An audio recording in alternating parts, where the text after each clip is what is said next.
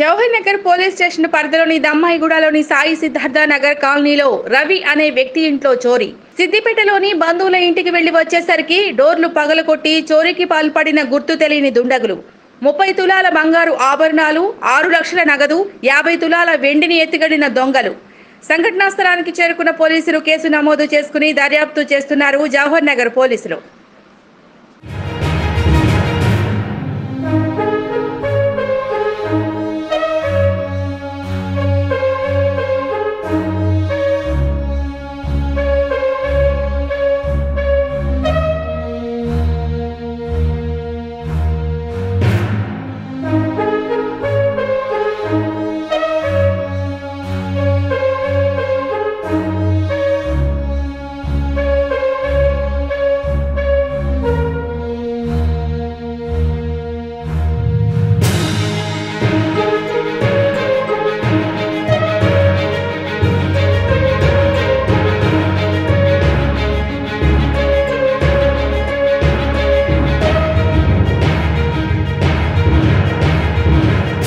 Jawahar Nagar police station పరిధిలోని దమ్మాయిగూడలోని సాయి సిద్ధార్థ నగర్ కాలనీలో రవి అనే వ్యక్తి ఇంట్లో చోరీ. సిద్దిపేటలోని బంధువుల ఇంటికి వెళ్లి వచ్చేసరికి డోర్లు పగలగొట్టి చోరీకి పాల్పడిన గుర్తు తెలియని దుండగులు 30 తులాల బంగారు ఆభరణాలు, 6 లక్షల నగదు, 50 తులాల వెండిని ఎత్తిగడిన దొంగలు.